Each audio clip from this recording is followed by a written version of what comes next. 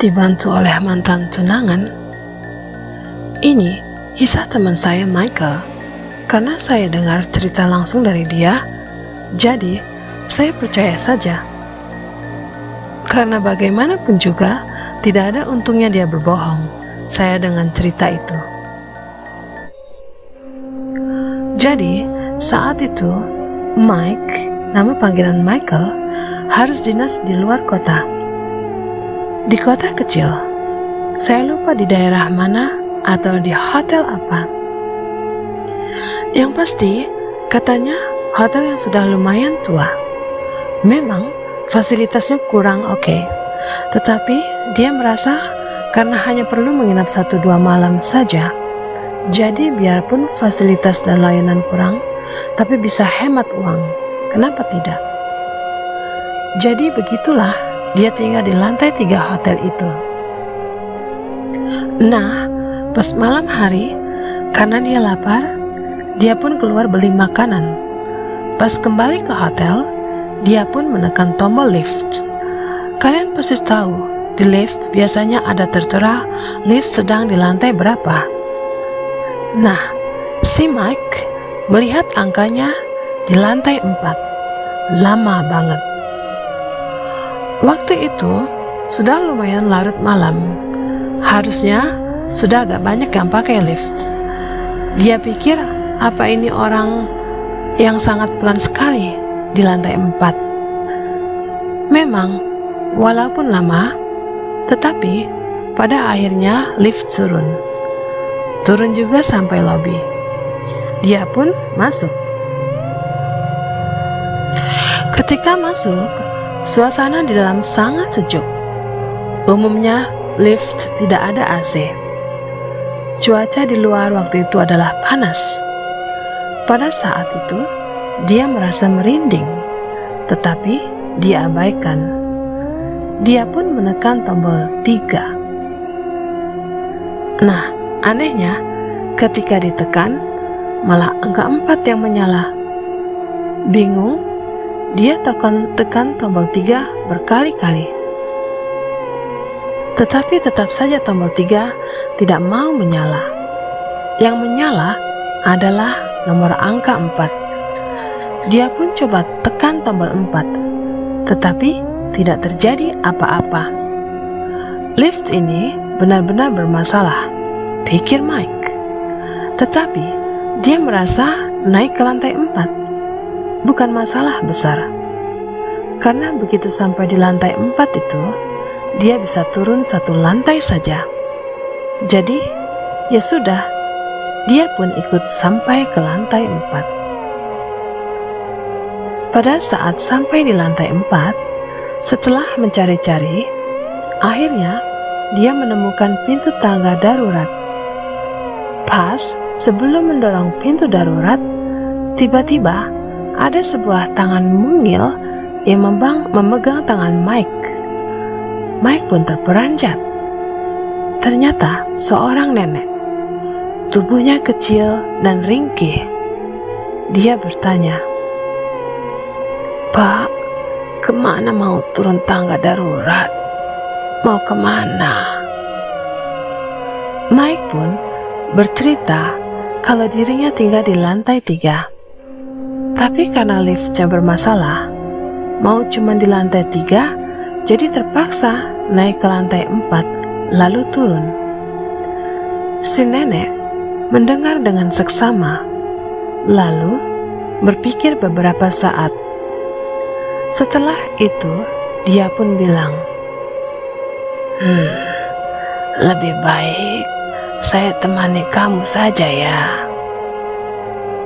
Sebagai orang normal, tentunya terasa aneh ya, kalau di malam-malam saat kamu mau turun tangga, ada orang asing yang menawarkan diri untuk menemanimu. Mike, orang yang hati-hati juga. Tetapi, waktu itu, dia tidak menaruh curiga pada nenek itu.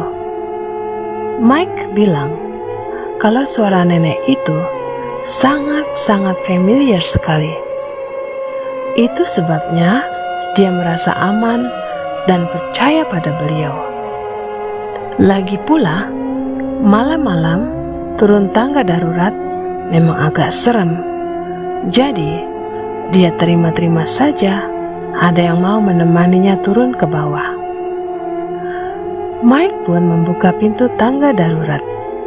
Tetapi, di dalamnya gelap gulita.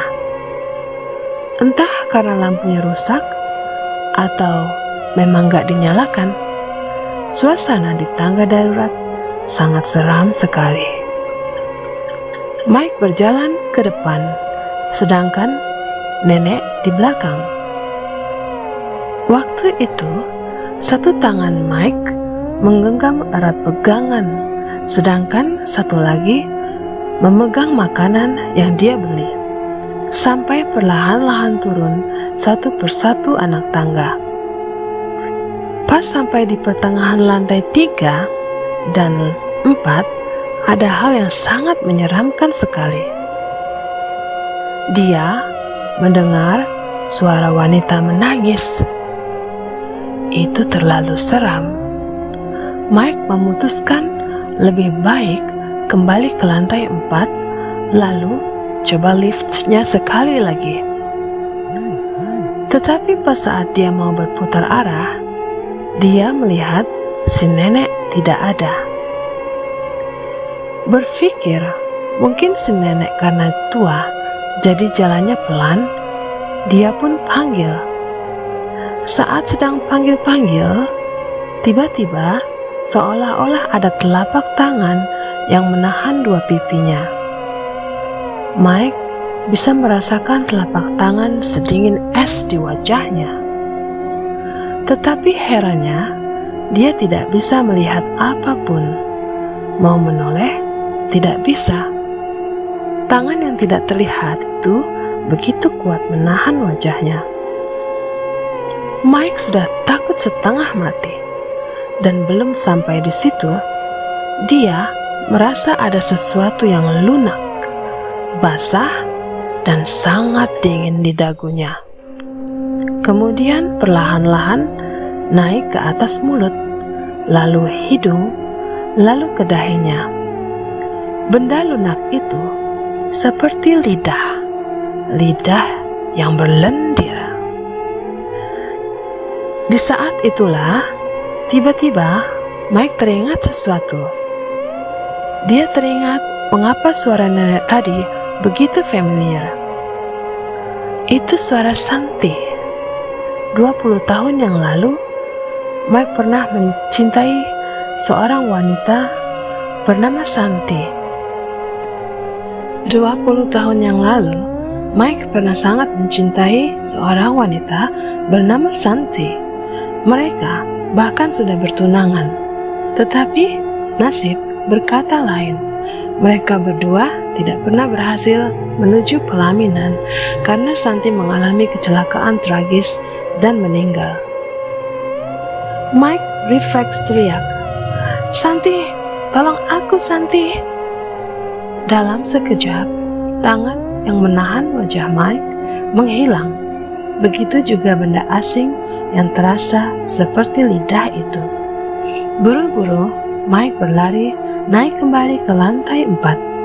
Karena gak berani pakai tangga darurat maupun lift, dia pun minta tolong orang di lantai 4. Akhirnya, staf hotel mengantarnya ke lantai 3. Si staf hotel bingung dengan kisah Mike, karena menurutnya selama ini, hotel ini tidak pernah kejadian seperti itu. Mike bersikeras apa yang dia alami itu nyata. Mike dan staf bahkan sengaja melihat rekaman CCTV untuk membuktikan ucapan Mike. Hanya saja di CCTV tidak terlihat ada nenek. Yang ada hanya Mike yang berdiri di dekat pintu tangga darurat. Dia terlihat menoleh dan berbicara sendiri. Setelah itu langsung ke tangga darurat. Itu saja yang terekam di CCTV.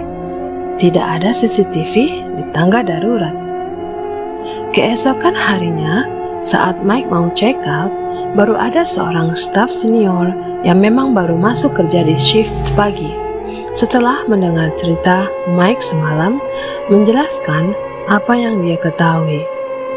Sebetulnya, belasan tahun lalu, hotel ini memang sempat ada kejadian di tangga darurat antara lantai 3 dan 4.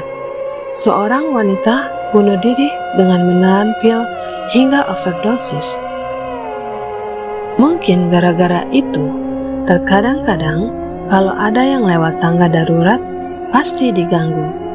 Sebetulnya, gangguan seperti itu sangat-sangat jarang terjadi. Namun, kalau kejadian, pasti korban akan celaka. Pernah ada staf hotel yang terkejut mendengar suara tangisan, lalu terjatuh dan mengalami patah tulang dengan lengan yang patah. Lalu, ada juga cerita penghuni hotel, gegara terperanjat, akhirnya kakinya terkilir. Baru kali Mike baik-baik tidak cedera, walau sempat diganggu.